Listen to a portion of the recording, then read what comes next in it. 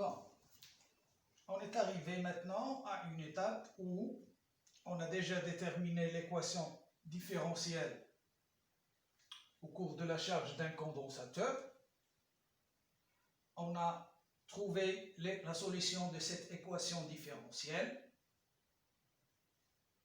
Donc l'équation c'est UC plus R fois C DUC sur DT égale à E. C'est une équation différentielle du premier ordre parce qu'on a ici une différentielle du premier ordre. La solution de l'équation tient en compte de taux, la constante du temps, R fois C, et de la force électromotrice. Bon, il faut noter que l'exponentielle de 0, c'est 1, et que l'exponentielle de moins l'infini, c'est 0. L'exponentielle moins 1 égale à 1 sur E égale 0,37.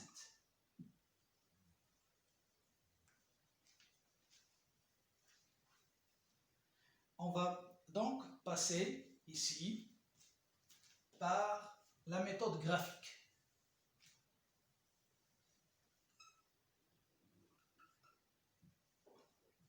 UC en fonction de t. Si je remplace t ici par 0, on aura E, facteur de 1 moins l'exponentielle de 0.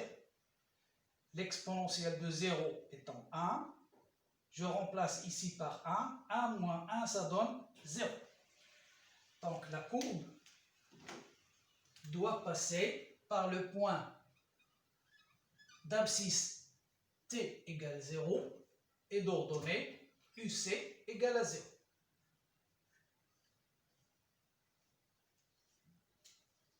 Dans la plupart des temps, des cas, on va travailler avec UC en volts et les dates en millisecondes. La courbe, donc, doit passer par le point de coordonnées 0, 0. Si je remplace t par l'infini, E moins l'infini, ça donne 0, et UC à l'infini, il est égal à E fois 1, c'est-à-dire E. On aura donc une asymptote horizontale d'équation U égale à E. Cette fonction est une fonction croissante. Elle va donc croître de 0 jusqu'à l'infini.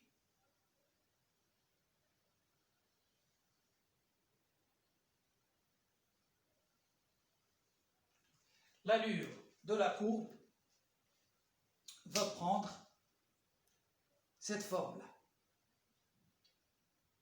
Donc, comment on va utiliser cette courbe pour répondre à certaines questions?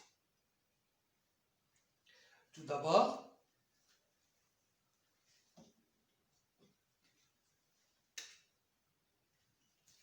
dans certains exercices, on va nous tracer T0, c'est la tangente à la courbe UC de T à l'instant T0 égale 0.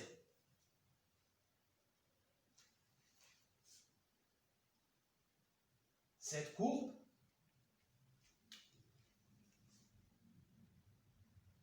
va se confondre avec l'asymptote en un seul point. Dans ce cas, je peux faire la projection, c'est-à-dire la parallèle à l'axe des ordonnées pour trouver un abscisse. Cet abscisse, c'est tau. Sinon, si parmi les donné, on ne trouve pas, on ne nous donne pas la tangente à la courbe UC de t à l'instant t égale 0,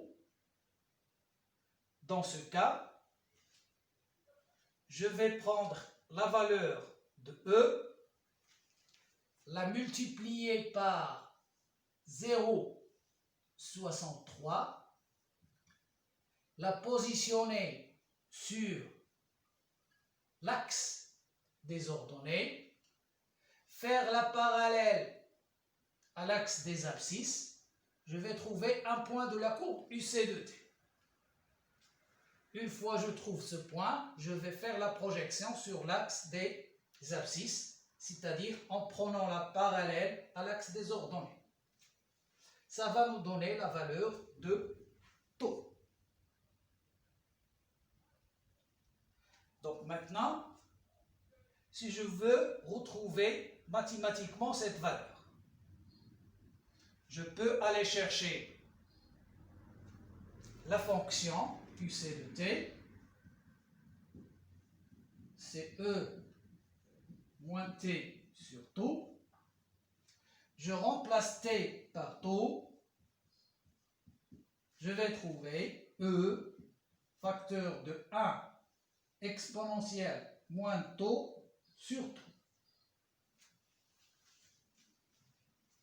Exponentielle moins taux sur taux, ça fait 1. Donc ça va donner E facteur de 1 moins l'exponentielle de moins 1. Or, l'exponentielle de moins 1, c'est 0,37.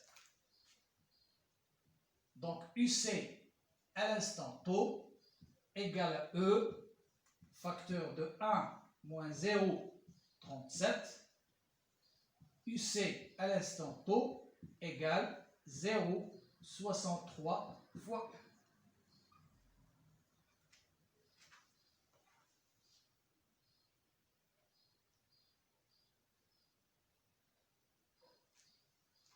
Donc taux représente l'abscisse d'un point de la courbe UC de t dont l'ordonnée est 0,63 fois E.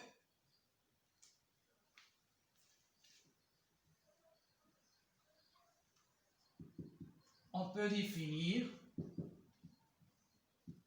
taux graphiquement de cette façon. Donc l'axe T, c'est l'axe des abscisses, d'une façon générale, et l'axe des tensions, c'est l'axe des ordonnées.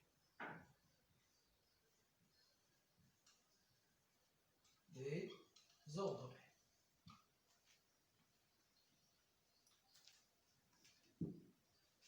Donc on peut dire que taux est l'abscisse du point de la courbe UC de t dans l'ordonnée et 0,63 fois E.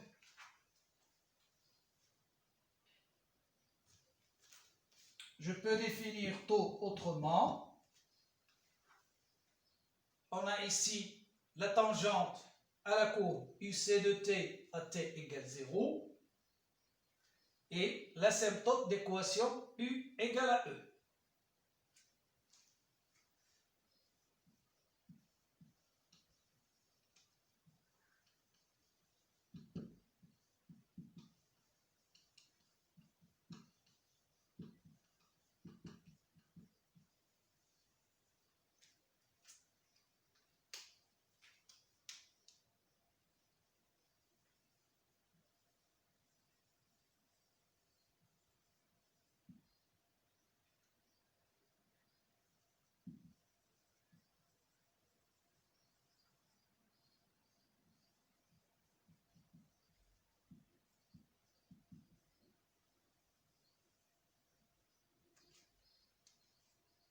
Et là, on a un point de rencontre entre les deux courbes.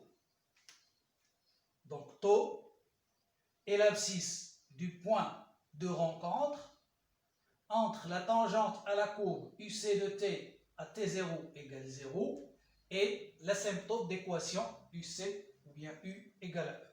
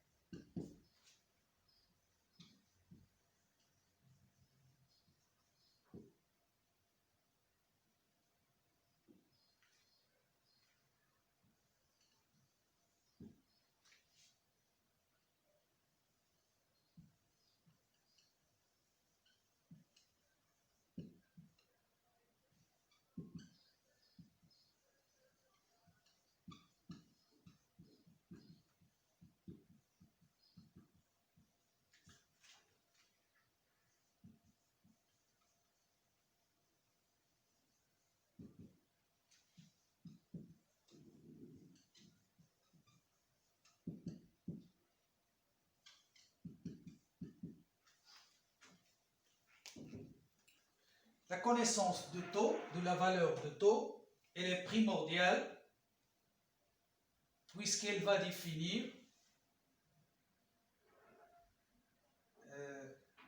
comment ou bien la durée de la charge d'un condensateur. Plus la valeur de taux est grande, plus delta T de la charge d'un condensateur va être grande. Donc la durée de la charge va être importante. D'une façon générale, ici,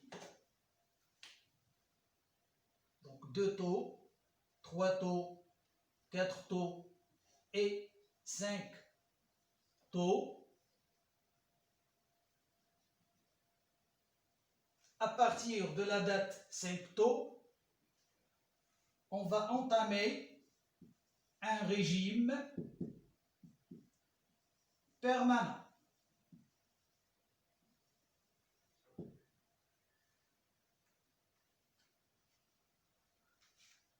Au cours duquel UC de T est constante et elle va prendre la valeur E.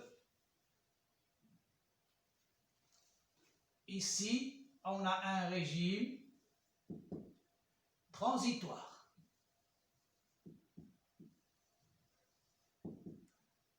UC de T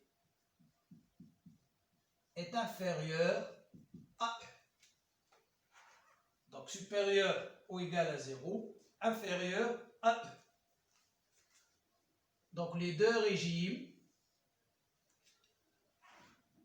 sont déterminés à l'aide de la valeur de taux.